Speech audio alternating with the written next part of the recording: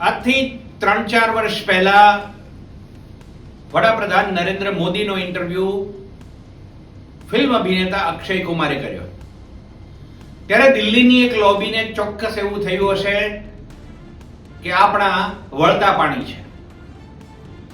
ત્યાર પછી લાંબા સમય પછી દિલ્હીના એર ક્વોલિટી ઇન્ડેક્સ અને કૃત્રિમ વરસાદ પર આમ આદમી પાર્ટીના એક નેતાએ વોકથ્રુ કર્યું, જેને ટીવીના ઇડિયટ બોક્સની ભાષામાં કહો એટલે કે પત્રકારત્વની ભાષામાં કહો તો વોકથ્રુ કર્યું અને ત્યાંની સાચી પરિસ્થિતિનો ચિતાર જનતાને આપ્યો. બસ ત્યાર પછી તો પૂછવું જ શું. આમ આદમી પાર્ટીના પ્રવક્તાઓ, કાર્યકરો અને નેતાઓ પણ ટીવીની આ ભાષા સમજી ગયા છે, શીખી ગયા છે.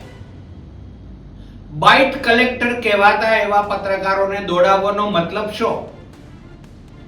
જાતે જ કરી અને આપીએ, પોતાના સોશિયલ મીડિયા પ્લેટફોર્મ પર પણ મૂકીએ અને મીડિયાને પણ પહોંચાડીએ. આવું જ કંઈક કર્યું છે વિસાવદરના ધારાસભ્ય ગોપાલ ઇટાલિયાએ. ગોપાલ ઇટાલિયા સૌથી વધુ નાગરિકોની ચિંતા એટલે કરે છે કારણ કે રાજ્ય સરકાર નાગરિકો પ્રત્યે ભારે ચિંતિત છે. એક નિર્માણ પામેલા બ્રિજ પર ધારાસભ્ય ગોપાલ ઇટાલિયાએ વોકથ્રુ કર્યું અને એ શીખવાડ્યું અને સમજાવ્યું કે સરકાર તમારી કેટલી બધી ચિંતા કરે છે. શું કહ્યું ગોપાલ ઇટાલિયાએ પોતાના વિડીયોમાં, એ પણ જુઓ. નમસ્કાર મિત્રો, હું છું ગોપાલ ઇટાલિયા. આજે 4 ફેબ્રુઆરી 2026 નો દિવસ હું એક રસ્તા ઉપરથી જઈ રહ્યો છું અને આપણને ઘણી વખત એવું થાય કે સરકાર ભ્રષ્ટાચાર કરે છે અને ભ્રષ્ટાચારના કારણે રોડ તૂટી જાય છે, બ્રિજ તૂટી જાય છે, પાણીની ટાંકીઓ તૂટી જાય છે, બહુ ભ્રષ્ટાચાર થાય છે, પૈસા ખાઈ જાય છે. પણ એવું નથી. સરકાર આપણા જીવની અને આપણી ગાડીની સલામતીની ચિંતા કરે છે. હમણાં હું તમને બતાવું, અહીંયા એક બ્રિજનું કામકાજ ચાલુ છે. હું જે જગ્યાએ જઈ રહ્યો છું ત્યાં જાઓ, અહીંયા એક બ્રિજનું કામ ચાલુ છે અને હું તમને બતાવું કે કેવી રીતે સરકાર આપણા પોતાના જીવની ચિંતા કરે છે, લોકોના જીવની. જવા દો, હમણાં આ બ્રિજનું કામ ચાલુ છે. આ બાજુ રાખો, ધીમે ધીમે જવા દો.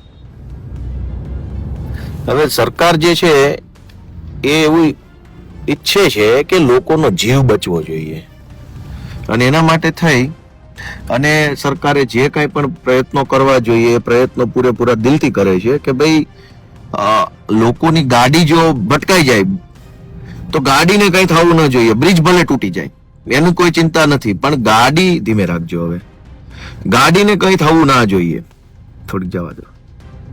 અને એટલા માટે સરકાર બહુ કાળજીપૂર્વક રીતે તમે જુઓ તો જે કાંઈ નવા બ્રિજ બને એની અંદર એકદમ હલકી કક્ષાનું મટીરિયલ વાપરે. અહીં ઊભી રાખો. હલકી કક્ષાનું મટીરિયલ શું કામ વાપરે કે એના કારણે ધારો કે આપણી ગાડી બ્રિજ સાથે ઠોકાઈ જાય તો આપણી ગાડીને કઈ નુકસાન ન થાય. બ્રિજ તૂટી જાય તો તૂટી જાય, એનો કોઈ ટેન્શન નથી. જો સરકારે જે આ બ્રિજ બનાવ્યો છે, આ બ્રિજની અંદર આ પ્રીકાસ્ટ મટીરિયલ જે નાખ્યું છે, આ મટીરિયલને ધારો કે આપણે હાથ લગાડીએ તો આ તૂટી જાય આવી રીતે. એટલે આપણી ગાડી ઠોકાય તો શું થાય કે બ્રિજ ભલે તૂટી જાય, ગાડીને કાંઈ થાય નહીં અને છેવટે આપણને પૈસામાં નુકસાન ન થાય. એના માટે આ બધી હલકી કક્ષાનું વાપર્યું છે. આવી રીતે હાથ અડાડો એટલે બધું તૂટીને નીચે પડી જાય. જો આ રીતે જે જગ્યાએ હાથ અડાડો એ બધું તૂટીને નીચે પડી જાય તો શું છે આ રીતે. એટલે શું છે કે આપણી ગાડીને કઈ તકલીફ ન થાય. બ્રિજ તો ભલે તૂટી જાય, જ્યાં હાથ અડાડો એ બધું જ તૂટીને નીચે પડી જાય અને આપણી ગાડીને લો આ તૂટી ગયું.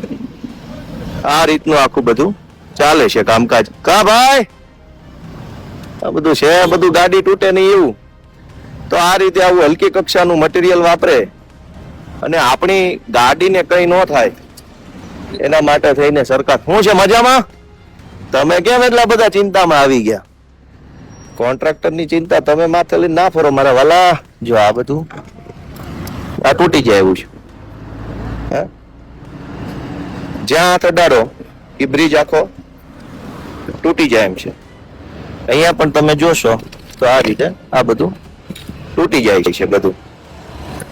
અને હલકી કક્ષાનું મટીરિયલ એટલે વાપરે કે આપણી ગાડી અહીંયા ઠોકાઈ જાય તો ક્યાંય પણ આપણને ગાડીને નુકસાન ન થાય. અહીંયા તમે જોઈ શકો છો આ હલકી કક્ષાનું છે. હાથ અડાડવાથી તૂટી જાય.